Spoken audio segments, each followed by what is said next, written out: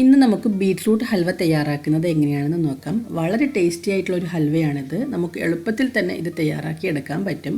അപ്പോൾ നമുക്കിത് എങ്ങനെയാണ് തയ്യാറാക്കുന്നത് എന്ന് നോക്കാം. ഞാനിവിടെ 250 ഗ്രാം ബീറ്റ്റൂട്ട് എടുത്തിട്ടുണ്ട്. നമുക്കിതിനെ ഒന്ന് ഗ്രേറ്റ് ചെയ്തെടുക്കണം. ആദ്യം ഒരു പാൻ വെച്ച് പാനിന് ചൂടായി വരുമ്പം ഇതിലേക്ക് 2 ടേബിൾ സ്പൂൺ നെയ്യ് ചേർത്ത് കൊടുക്കാം.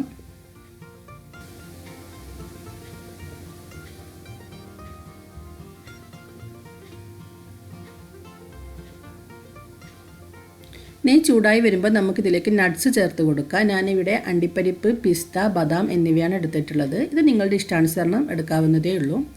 നമുക്കിതിനെ ഒന്ന് റോസ്റ്റ് ചെയ്തെടുക്കാം. നമ്മൾ പായസത്തിനെല്ലാം റോസ്റ്റ് ചെയ്യുന്നത് പോലെ നന്നായിട്ട് കളർ മാറി വരേണ്ട ആവശ്യമൊന്നുമില്ല. ജസ്റ്റ് ഒന്ന് റോസ്റ്റ് ചെയ്താൽ മാത്രം മതി.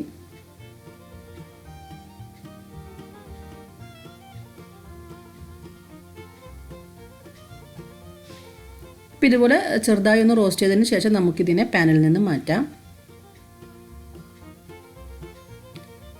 ഞാനിവിടെ ബീറ്റ്റൂട്ട് ഗ്രേറ്റ് ചെയ്തെടുത്തിട്ടുണ്ട്. ഇത് നമുക്ക് ഈ നെയ്യിലേക്ക് ഇട്ട് കൊടുക്കാം.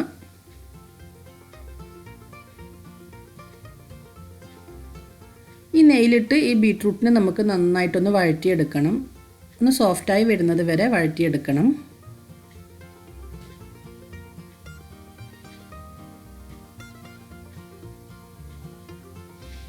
ഇപ്പം ഇതൊന്ന് വഴറ്റിയെടുത്തിട്ടുണ്ട്. ഇനി നമുക്കിതിലേക്ക്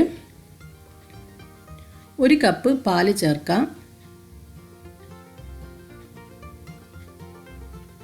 250 ഗ്രാം ബീറ്റ്റൂട്ടിന് 250 ml പാലാണ് ഞാനിവിടെ ചേർത്തിട്ടുള്ളത്.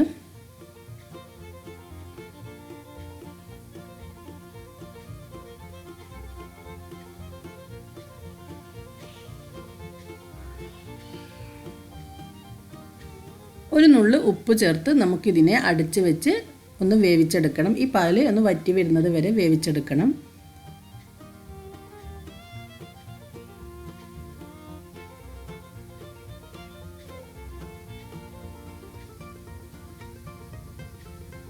ഇപ്പോൾ പാല് പകുതി വറ്റി വന്നിട്ടുണ്ട്.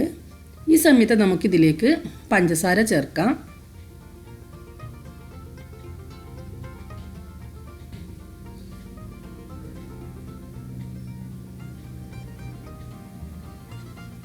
ഞാനിവിടെ 1/2 കപ്പ് പഞ്ചസാരയാണ് എടുത്തിട്ടുള്ളത്. ഈ പഞ്ചസാര ചേർത്ത് നന്നായിട്ടൊന്ന് മിക്സ് ചെയ്ത് കൊടുക്കാം.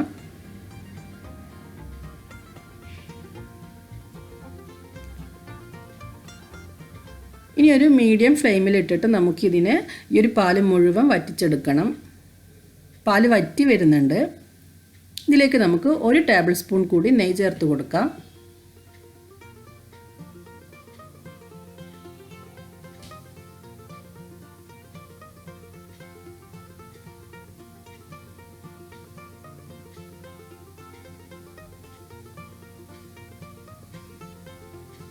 ഇനി ഇതിലേക്ക് 1/4 ടീസ്പൂൺ ഏലക്ക പൊടിച്ചത്, കുറച്ച് റൈസിൻസ് എന്നിവ ചേർത്ത് കൊടുക്കാം.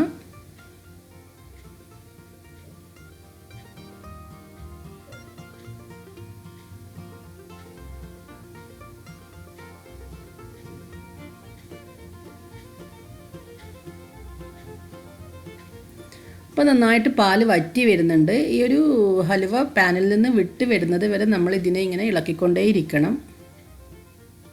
പാല് മുഴുവൻ വറ്റിയിട്ടുണ്ട്. ഇനി നമുക്കിത് പാനിൽ നിന്ന് വിട്ട് വരുന്നത് വരെ ഇളക്കിക്കൊണ്ടേയിരിക്കാം.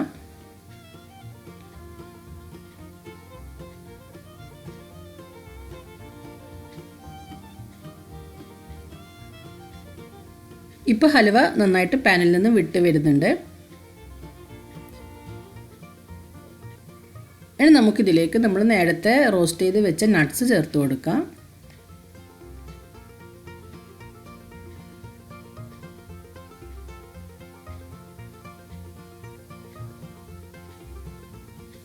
അപ്പോൾ നമ്മുടെ ഹൽവ ഇവിടെ റെഡി ആയിട്ടുണ്ട്. നിങ്ങളെല്ലാവരും ഒന്ന് ട്രൈ ചെയ്ത് നോക്കാം.